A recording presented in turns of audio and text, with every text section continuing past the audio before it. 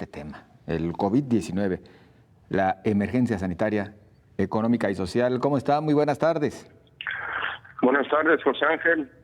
Pues desafortunadamente seguimos inmersos en esta problemática sanitaria, toda vez que desde hace poco más de un mes en Jalisco se prendieron los focos rojos con motivo del crecimiento de los contagios a nivel mundial por la epidemia llamada COVID-19 o coronavirus.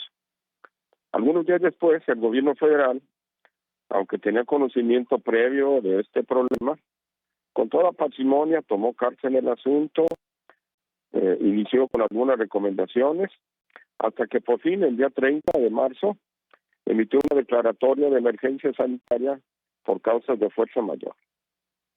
Independientemente de las repercusiones que en la materia de salud tiene la aparición de esta pandemia, ha generado una serie de repercusiones que tienen que ver con cuestiones de carácter económico y social.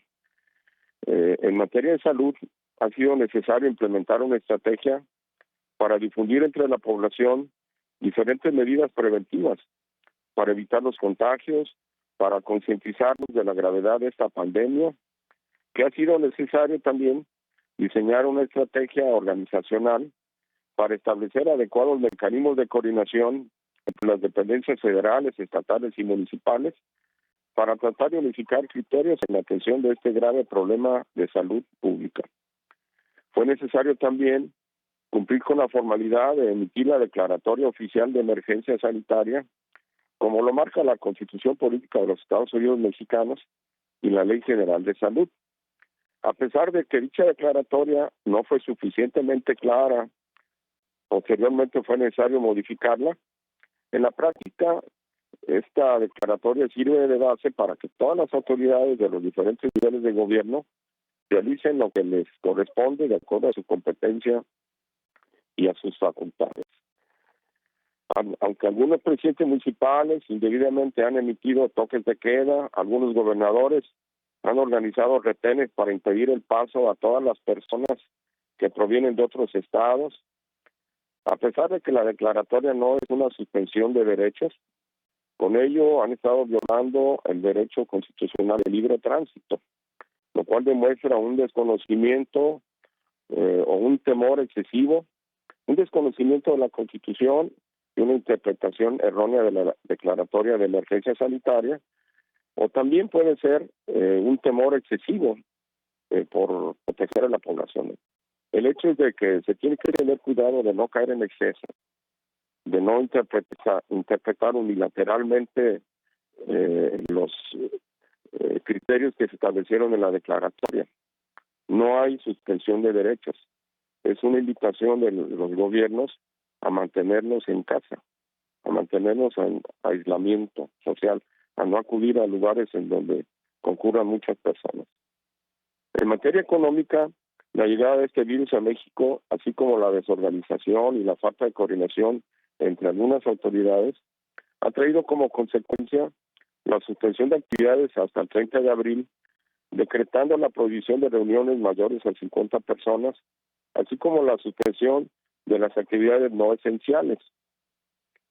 Lo anterior, en consecuencia, generó la suspensión de actividades de varias empresas, industrias y comercios, y de acuerdo a la Ley Federal de Trabajo y a las bases de la declaratoria, en estos casos los patrones están obligados a cubrir el salario de sus trabajadores por un periodo máximo de un mes.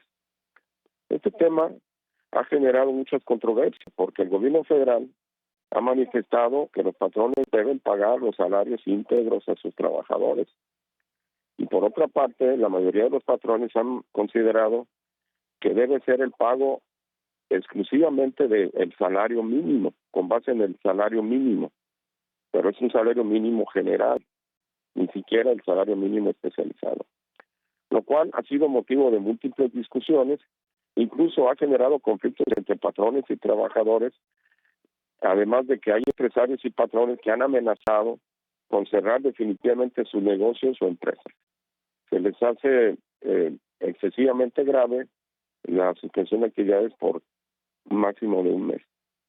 En ese sentido, es justo aclarar que hay empresas grandes y patrones cuyos ingresos mensuales son millonarios y el hecho de cubrir los salarios de sus trabajadores equivale, por un periodo máximo de un mes, equivale solamente y les representa únicamente una disminución de sus utilidades que normalmente son muy altas.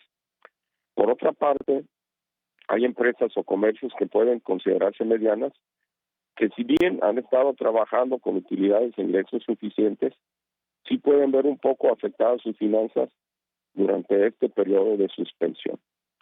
En lo que se refiere a las pequeñas empresas o comercios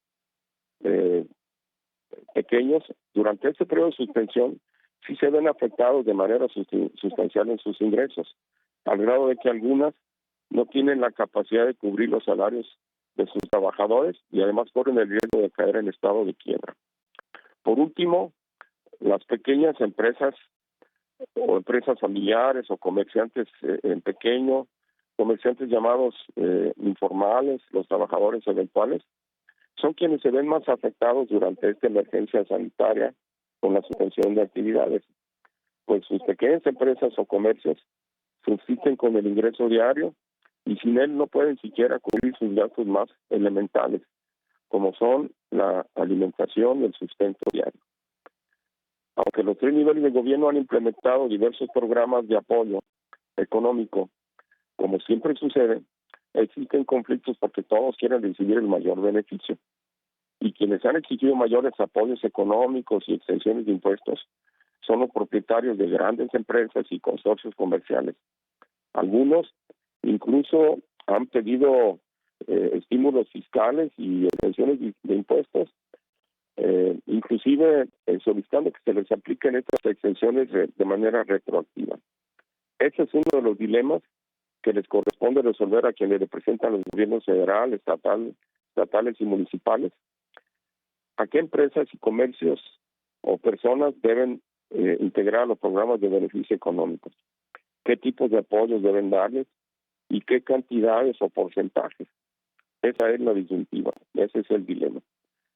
Por otro lado, los dos temas de carácter sanitario y el económico también han generado una contingencia y una emergencia social.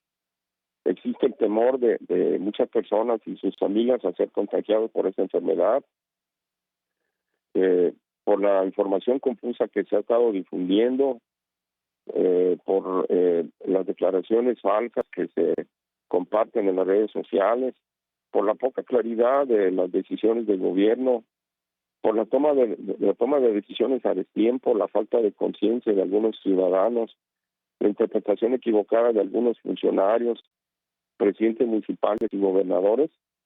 A veces esta interpretación equivocada es generada por el desconocimiento, por la desesperación, por los protagonismos o incluso por los intereses de proyección política de algunos funcionarios. Estas decisiones de los gobernantes y a veces son excesivas porque anteponen sus antagonismos ideológicos políticos, por eso en algunos casos no hay la adecuada coordinación. Esto ha generado temor y enojo entre la población, lo cual se traduce en el incremento de la división que desde las últimas elecciones existe entre varios sectores de nuestro país. Por lo cual, es urgente que quienes toman las decisiones en México, los líderes empresariales y los líderes sociales y la población en general, nos integremos para analizar cuáles son las soluciones que requiere nuestro país para salir bien librado de esta crisis sanitaria. Haciendo a un lado los protagonismos y los antagonismos ideológicos, haciendo a un lado los intereses individualistas y dar preferencia a los intereses colectivos. La división y la confrontación social a nada bueno nos lleva. Lo vuelvo a repetir, es tiempo de tomar conciencia de lo importante que es estar unidos en la solución de este problema de salud que a todos nos debe preocupar. Quienes tienen un cargo público deben hacer a un lado su soberbia y estar conscientes que requieren de la participación de todos los sectores sociales para resolver este problema sanitario. Es mejor apostar a la conciencia ciudadana y a la solidaridad y responsabilidad social que los mexicanos hemos demostrado ante otros acontecimientos que han dañado a nuestro país. Demostremos de qué estamos hechos los mexicanos. En esta crisis de salud pensemos también en los demás, pensemos en la solidaridad. Pues sí, pensemos en la solidaridad, como bien lo señala. Maestro, muchísimas gracias. Gracias, José Ángel, un saludo y